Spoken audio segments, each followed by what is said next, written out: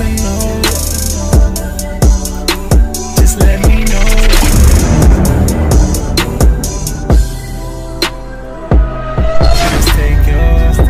Just take your time. Young nigga, my nigga, stay on your grind. So I'd like to welcome our next speaker, which is Ken, and he's going to be sharing with you what is a trademark, why it's so important to protect your brand, and actually how you can protect your brand from the UK and beyond. So without further ado, I would love to introduce Ken to the stage. Just put those down there. Unfortunately not red stripe, but, and they're not for general consumption, I'm afraid. It is a pity. Okay, you've heard from previously, I'm ken.sewell from Nucleus-ip, a 131-year-old company who've been looking after people's trademarks for all that time. First of all, I'm just thinking to myself, how can I follow these two gentlemen? They've done such a good job. Well, perhaps I can follow it by saying that both Barnaby's Brand Bucket and James Fruitful Marketing have registered their trademarks with Nucleus-ip. So, what is a trademark? We all know what a trademark is, I'm sure. But just to give you an idea, a trademark or a brand is something that differentiates your products or services from that of another, generally your competitor.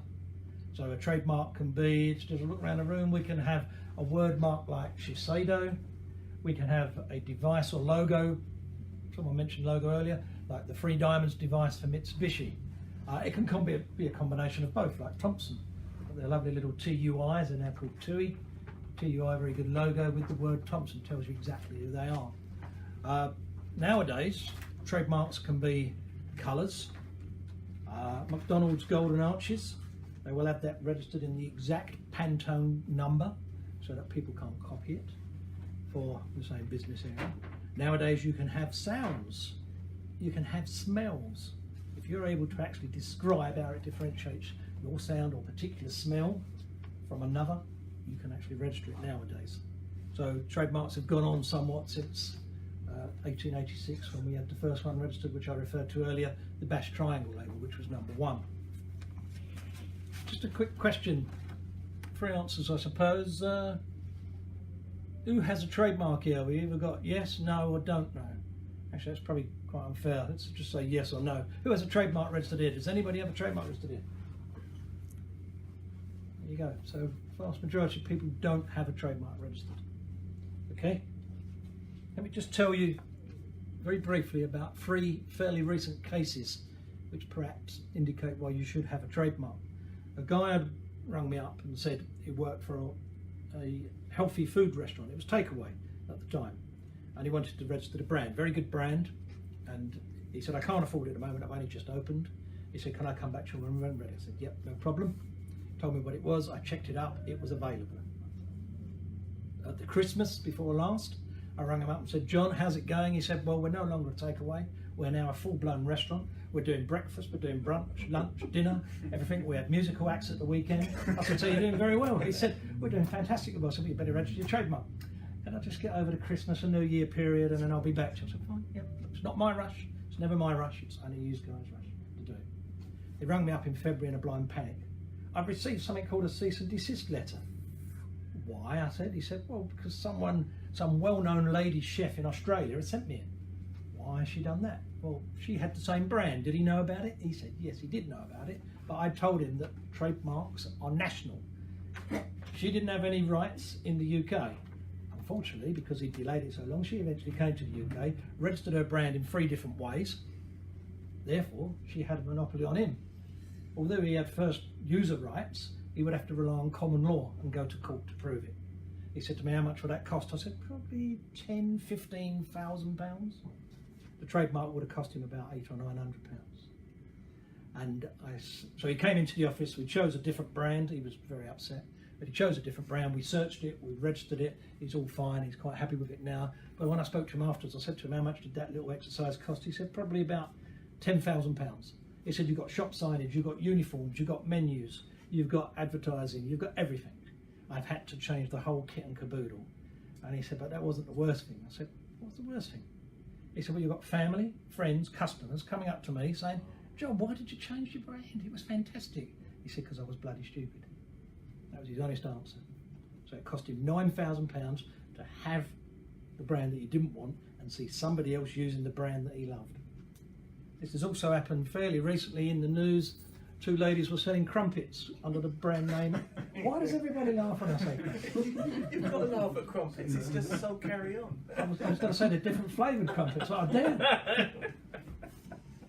These 2 ladies were doing this for 2 or 3 years. It became their hobby. They started selling it in Harrods and other well-known places. And you may all remember somebody called Paul Hollywood, Bake Off fame. Yep. Well, the company behind Paul Hollywood went out and registered need for bakery products, etc. When the 2 ladies put their UK application in, eventually they were rejected. The registry referred to Paul Hollywood Group to their trademark. Paul Hollywood Group objected to it, and it's still going on now. So again, that would have cost them a few £100s, and it's costed them thousands to have legal representation and go to court. Third one was very, very quickly. A guy had come up to me. I was at a networking event, and he came up to me. I'd known the guy for a while. He said, I was just talking away, and he said, I'm just coming out with a new product. It was a small computer cabling product.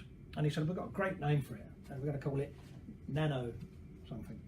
I said, okay. Have you checked it? Checked it? Why should I check it? Well, say it's registered. Say you're going to start infringing somebody else's product. Oh, I don't know about that, he says. So anyway, I came back to the office and checked it. The identical mark was registered for the identical product. So I rang him up. He said, oh, I won't tell you what he said. And so he came into the office the next day. We searched and gave him a new brand. Well, I see him a few months after, and he said, thanks very much for that, Ken. He said, not only did you save my job, but you saved the company thousands upon thousands of pounds. If we'd have started producing that, and it was all ready to go, packaging and everything else, marketing, advertising, he said, excuse me, it would have cost us literally thousands of pounds. In the end, we got a trademark that was fine. It cost him £1,000. So just beware, if you don't have your brand registered, this is what can happen. Trademarks can either make or lose you thousands of pounds. It can lose you thousands of pounds because of the 3 instances I've just mentioned. It can make you thousands of pounds because if you have, in due course, an exit strategy. If you have a registered trademark, it will make your company more saleable and more marketable and more valuable. It also gives you a basis for business loans. It's also very good for licensing. If you have a brand and you want licensing or even franchising, once you've got your brand, at least the people you're allowed to use it or franchise it can't register it themselves, because we've had cases like that where people haven't bothered registering, started licensing and franchising, and got themselves in all kinds of trouble. All kinds of trouble. There are about 200 countries in the world where you can register a trademark. We do in all of those countries, surprisingly, not surprisingly, after 131 years. And most of these companies, at least one of our clients has at least one trademark in every one of those 200 countries. So we are truly global. We do in every country. Countries you've probably never heard, like Kiribati and Tuvalu and Vanuatu and Nauru and places like that, but we register trademarks in those countries as well. Generally, the other good thing about a trademark is that they last for 10 years. So if you're registering a trademark and it's under £600 with our company for a UK, one mark, one class, £570. It lasts for 10 years, assuming it gets registered. That is about £1 a week. Most companies nowadays are going to put forward £1 a week to protect their trademark and possibly save or make themselves thousands of pounds. Most other countries are nowadays 10 years. There are 1 or 2 countries which differ slightly. USA springs to mind because they have a user requirement as well. 5 years into the life of your mark, you have to prove that your mark is being used in the States. Not many other countries do that. UK, if you haven't used it for 5 years after registration, anybody can come along and try to cancel your trademark. It doesn't get done automatically. They have to go through the registry and they have to prove that your mark isn't being used, or you have to turn it around and prove that it is being used.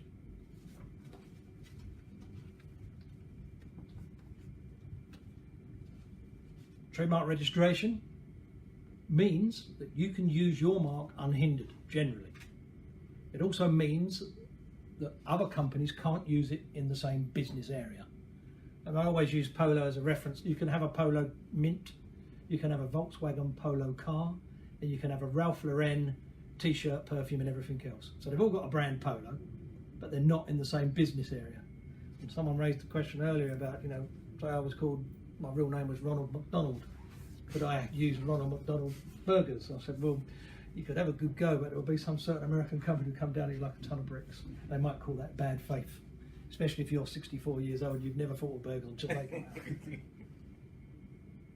come. Two things about trademarks as well. On some people we use it, I don't know why the West Indies cricket board up there would use a little TM on their logo. Anybody can use TM and any of their advertising website and everything else. All you're saying is that's your trademark.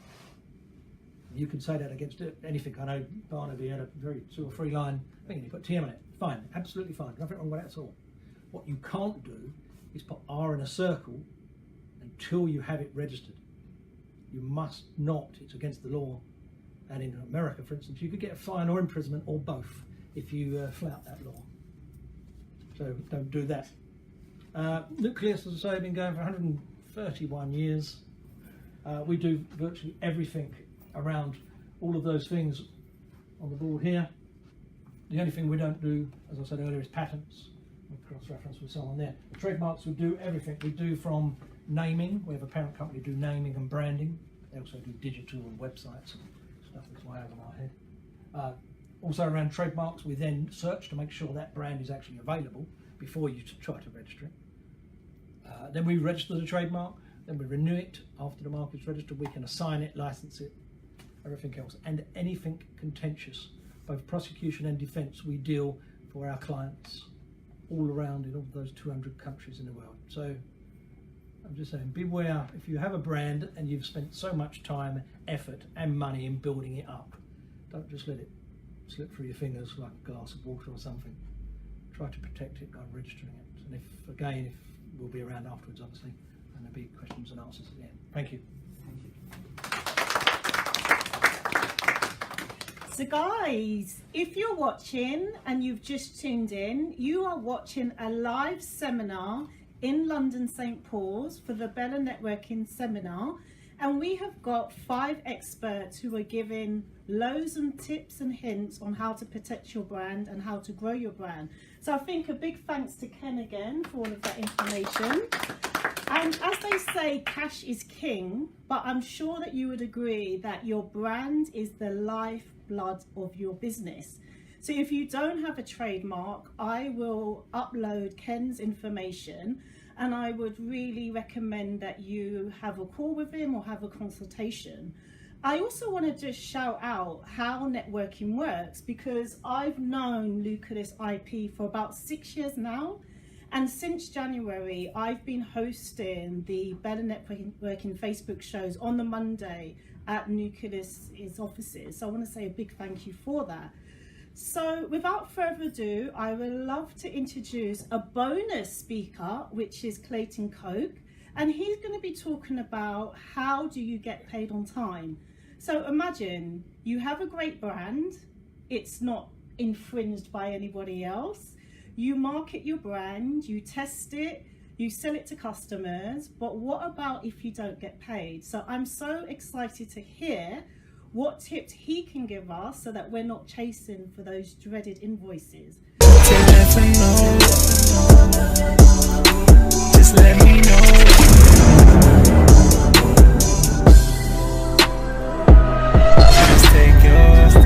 Just take your time. Young nigga, my niggas stay on your grind.